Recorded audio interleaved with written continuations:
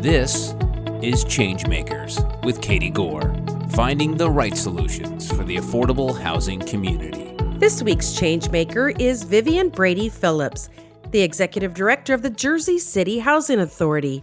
Vivian's team serves over 15,000 residents and is responsible for the administration of over 7,000 housing units, including approximately 2,500 public housing units and over 4,000 Housing Choice Vouchers.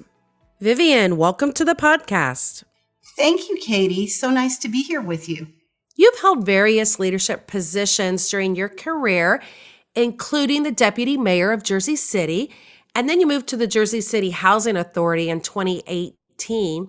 How were you introduced to the world of affordable housing? You know, when I became one of two deputy mayors for the city back in 2013, I actually began having a relationship with the Jersey City Housing Authority.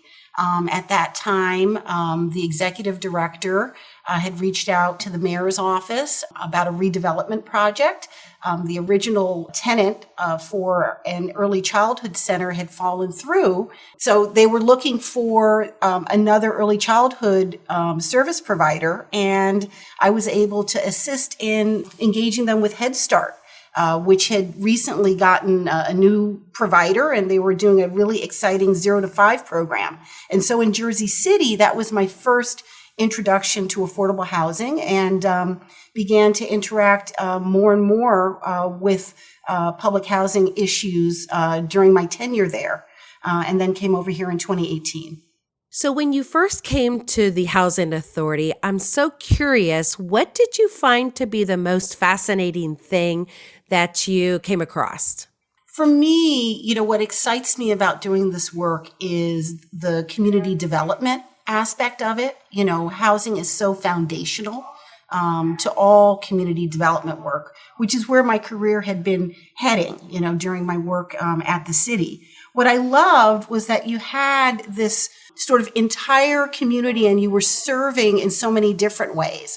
You know, we're both landlord, but we're also deeply embedded in anti-poverty work.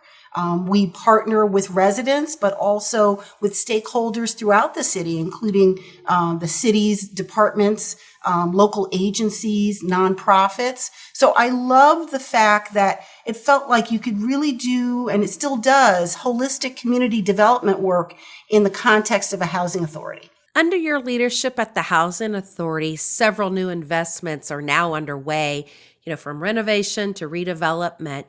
What do those entail, and, you know, how is that coming along for you, especially in light of this last few pandemic months? Yes, you know, I'm really pleased that we've been able to attract new investments. You know, when I first got here, the city's Affordable Housing Trust Fund helped invest in a vacancy reduction program that we were doing at 2 sites. We've also recently been awarded the opportunity to provide rent relief for the city of Jersey City. We're working very closely with the Division of Community Development on landlord liaison work for their work to prevent homelessness. And this year, the city decided to invest $2 million to renovate the drop-in center for households experiencing homelessness, which is actually located at one of our public housing sites.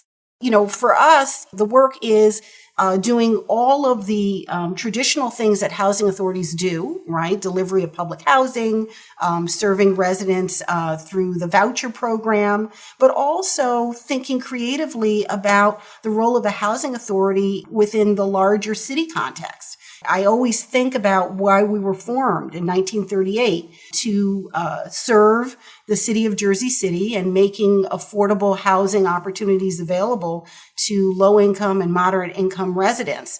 And I think the recent investments really show the breadth of what we can do as a housing authority for our residents and to serve the city as a whole. You know, for our podcast listeners not familiar with Jersey City, what would you say about the area and maybe categorize the level of need for affordable housing? Like many cities, we are, and of course, across the country, we're in an affordability crisis. So I would say, for people not familiar with us, we're a city of about just under 300,000 people. We've grown about 18% since the last census. We're an incredibly diverse city and often are on the list as most diverse city in the country. We're a mid-sized city in the New York metro area. All too many of our residents are cost burdened.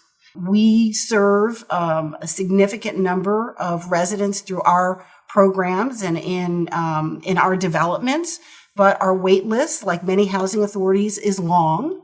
And the need for affordable housing, while the city and we continue to preserve and invest, has not fully kept a pace with the need.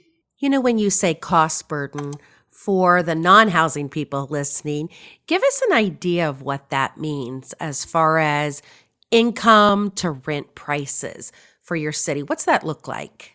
Yeah, well, the traditional measure, nationally is you're paying more than 30% of your income towards your housing costs.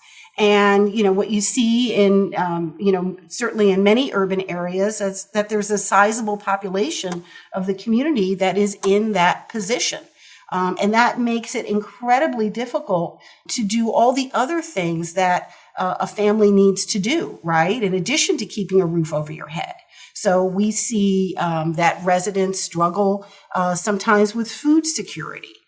In terms of, being able to have access to living wage jobs. So, for us, I think what the Housing Authority is able to see is what this means even for our residents who, are paying 30% roughly of their income towards rent, that they are struggling and they need a range of supports and opportunities. Speaking of residents and resident programs, you guys have done a fantastic job of partnership and really offering creative resident programs. Let's talk about these for a minute because I was very impressed to hear about your vertical farm. And it's like something that's not really out there, I think, in the traditional programming.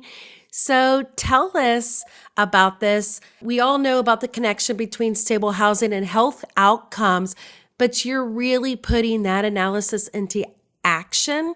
So I want to hear about that for a few minutes. Oh, absolutely. We're thrilled. And, credit goes to Mayor Stephen Fulop and the city health department. We work very closely with the city's Department of Health and Human Services on a variety of food security issues. We host senior congregate meals at several of our sites. We are engaged with Meals on Wheels. We have a resident-led food pantry at another site. So food security is a core issue for us. And when the city of Jersey City decided that it was going to invest in the development of 10 vertical farms throughout the city, we raised our hands and we're thrilled to be able to partner to host 2 of them. So the vertical farms are going to produce healthy greens for residents free of cost. We're focused on 2 of our sites, and both of those sites have Head Starts on them. So in addition to providing the healthy greens directly to our residents, we're actually working with our partners who are on site, both Head Start and Boys and Girls Club, to integrate the greens in the meals for the little ones at Head Start and as a teaching tool for both youth programs. And that's really the approach that we take. We really try to be part of the conversation when there are interesting opportunities to benefit residents and support their health at the Housing Authority in partnership with the city and nonprofits and others. And we really try to bring our partners to the table to be in community with us and think about how best we can implement innovative programming. You mentioned a lot of the partnerships, and it's such an important part of affordable housing and, program delivery. What are some of the other partnerships that Jersey City has underway? Yeah, we work with 24 organizations. And, for us, this is the core to our approach for resident empowerment and community engagement. Our partnerships include a very robust partnership with the health department, which was critical during and continues to be during COVID. They've provided on-site testing and vaccination for both residents and employees. The Aero Farm is another example of that. We're always looking at different ways to bring the community here for play space, but also to have a seat at the table for other types of conversations. So, for example, through our digital inclusion program, we work with many local nonprofits that come in and they actually provide digital literacy classes on site to our residents. We've done projects with Hudson County Community College. We've recently part of an institute there, which is really looking at strengthening the relationship in post-secondary between housing authorities and post-secondary institutions. And so we're working on ways to develop greater capacity for our residents to enroll in these programs and looking at ways that we can support them here, addressing barriers to post-secondary education. And, for us, we're always trying to think about, how we can work with outside organizations that are really expert in what they do and to bring those resources both on site and also to share the experience of our residents for broader social service programming in the city. That's great.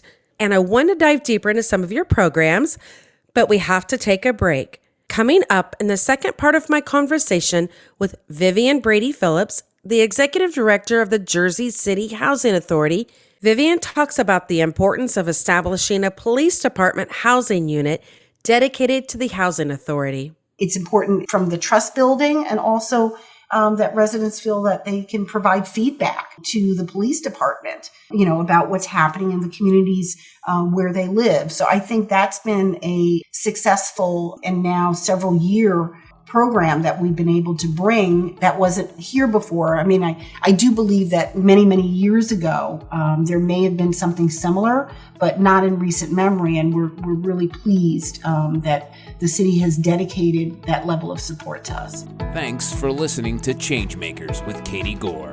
To find out more about Katie, go to quadel.com. That's QUADEL.com. This has been a production of Forbes Books Radio.